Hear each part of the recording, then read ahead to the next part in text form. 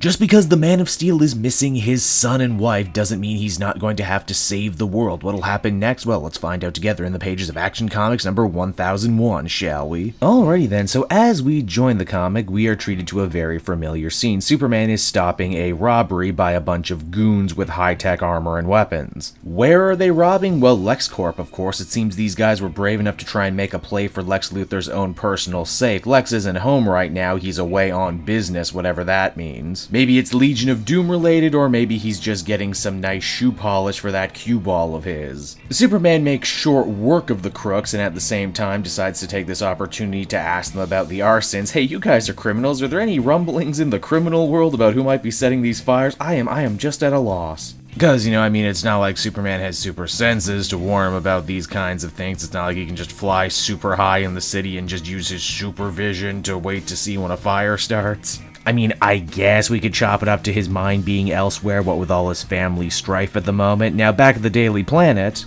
they're also talking about the fires. Robinson Good makes a crack about how anyone actually has the guts to rob anything in Metropolis when a literal Superman is flying overhead, before eventually telling Clark the piece of information that we were all shown at the end of Man of Steel. You'll remember the kid had found the fire chief, Melody Moore, and told her that he had seen Superman setting the fires, but because this is Bendis, obviously none of that is true. It was just a good place for a final page stinger. In truth, the kid had actually been paid $300 by some tough-looking bald dude to spread the disinformation about Superman. This also doesn't help the Man of Steel out very much, as a good majority of his villains are bald. Why, we even get a nice little visual gag where Superman goes through a bunch of mugshots, some of which include Dan DiDio and Brian Michael Bendis himself. You know what, I gotta admit, hats off to you gentlemen, that is some good, solid, wholesome self-deprecation right. There's still the matter of Trish floating around. You'll remember her as the newly created gossip columnist for the Daily Planet. She's still desperately after any information she can glean about Clark and Lois's assumed breakup. She says she has information that Lois actually left Clark for Superman, which is admittedly kinda confusing, but keep this in the back of your head for later. From there, we make a little odd transition over to the Metropolis crime lords. No, not Intergang, just a bunch of other affiliated traditional criminals.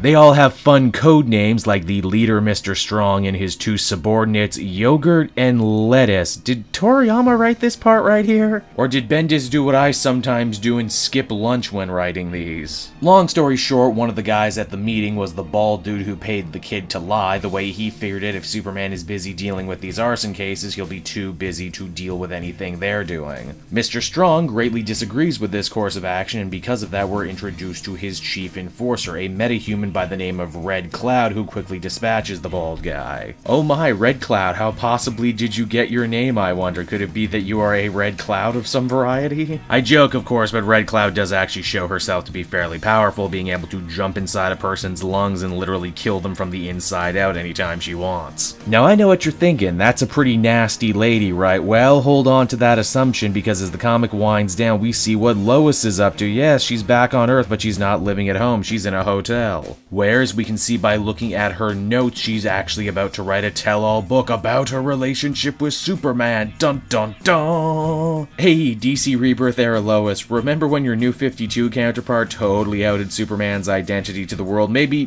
don't do that again. So that was Action Comics number 1001, everybody, and overall I felt it did a pretty adequate job setting the stage and the tone for what this book is going to be. If Superman is going to be the galaxy-hopping, superhero-centric book, then Action Comics is going to be the smaller, more down-to-earth, more crime-centric stories. I still don't know how I feel about Bendis trying to inject some soap opera-style relationship drama into the life of Superman, where he has not one but 3 different women all seemingly vying for his attention. I know Superman is still a man at the end of the day, and men are often tempted, and that leads to good drama and yada yada yada, but the whole thing just feels icky to me. Especially in the here and now when Lois and Clark have a kid, which makes that stuff just, you know, way more uncomfortable to deal with. Overall, I'd give this one a 7 out of 10.